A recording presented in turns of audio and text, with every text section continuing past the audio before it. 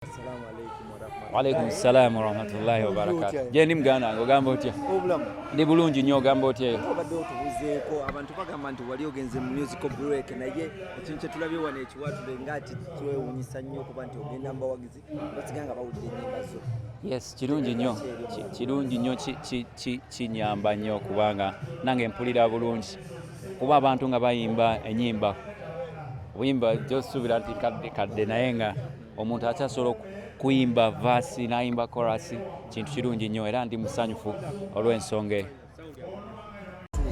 Bakulaze omukwano mungi. Yes, Abannayuganda obuyimba bwabanyumira nnyo nakati bakyabuyimba verse to verse, chorus to verse. It's very nice. Wagenda n'ogenda mu musical break ng'abantu bakyakwetaaga ng'okyalina bakyalina ennyonta yo. Nagenda kuyiiya teyali break. Njiya mbeerayo mu studio ewange nenjiya music, so music ajja kujja omulala. So music gyali. Omuntu bagamba nti wagenda musical break aba mukyamu. Ayinza okuba nga si mukyamu naye nga lwakuba olw'ensonga nti tebalaba ye alinda luyimba akitegeera naye oluyimba olwo we lutuukira lulina okuba nga lulina gye luva gye lulina okuyiiyizibwa oluyimba okuggwa obulungi. So omuntu wayogera ka break, that's fine with me naye nga mbeera ndi mu kuyiiya music. Omwaka nga tukumaliriza challenges zibadde nnyingi nnyo wamaate n'ebirungi challenges z'osinza okusanga. Challenges zibadde mostly COVID as well. Mirimu gyabadde bantu badde tebakyakola buli kimu bakiggala. But the good thing is that at the end of the year we can have something like this. So big up to yourself, baby. Yes, it's massive what you've done. It's really nice. Nabalabo nabakoze concerts this year, so it's a proof that solo chikola nembanga mbeera ebadde sinungi bulungi. So we thank God, it's really nice. Tukyali balamu alhamdulillah. Mwayimbiranga ebyo ebiseera abantu baali babaweereza nnyo babawa amatu ennaku zino abaana music gwe bayimba naye abantu abamu naddala ba music critique bamubuusabuusa ng'olaba otya naddala ku baana abatinnaku babega music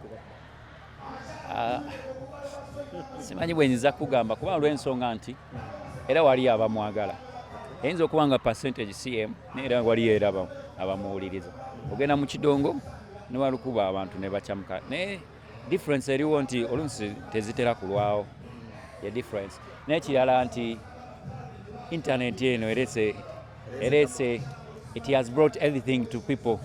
Erese abantu internet erina engeri gyereeteddemu abantu ebintu ku mmeeza olinga akayimba osooka n'okanoonya n'okawuliriza oba okaagadde n'olyoka okasasula naye kati oba okyali ku ssimu ng'akako kazze naye kapya tokamanyi nako. So internet tuleetedde tulina okukkiriza yaleeta ebirungi n'ebibi. So that's one of the things. Some bad music, you could say. Some bad music, bwe tutunuulira naddala ku bantu betwandise abayimbi betwandise nga balegendi abaakuba music Sweet Kid, Juliana, omukulu Jamal, mwenna mulayika mukomye mu music mwenna mwali mwasirika kiki kibazizza endongo tekyakola kiki saasirika nga nagambye nze mbeera njiiya obutaba mu audience bantu ate kirala nze nyimbira abantu bantu ngenda ne mbayimbirako ku shows mbaga biki nyimba mbeera busy lwakuba siri nti oba ngende nti ndategese ekivulu here and there but nyimbira abantu. So naye ng'oyimba nnyo ku mukwano gwakola ki ate gwandibadde gwankola kigolaba bayimba gambo lingine bakola naye gwe especially nga mu mukwano lwaki tuyimba love is something unique and special. Gwe tobeerangako mu mukwano mulayo waatunula muteeke oli mukwano kyekikuyimbisa oba omukwano ate kitegeeza nti oba oyimba oba omukwano toli mu mukwano oba oli mu mukwano eri message. Okimanyi nti bw'oyimba ku mukwano ekintu kyonna ky'oyimbyeko waliwo gwe kikwatako. Bw'oyimba ku gamboling okimanyi nti bw'oyimba ku gamboling waliwo tebabimanyi tebibakwatako.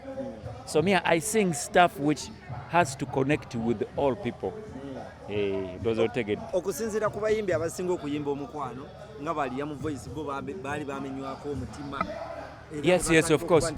Teri mutu yes, of course. Kikyotegeeza kikyoliko muganda.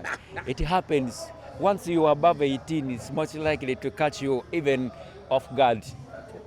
So osanga abaana, some of them they are not heartbroken, they're still probably young, but it happens. And then nowadays it's worse. It can happen even at 16, 17. People get heartbroken. Yes, that's the way life we go in here. Mashallah. Babuzizaako ab'omwaka tuweeyo nga 5 abakoze obulungi. Sijja kulimba.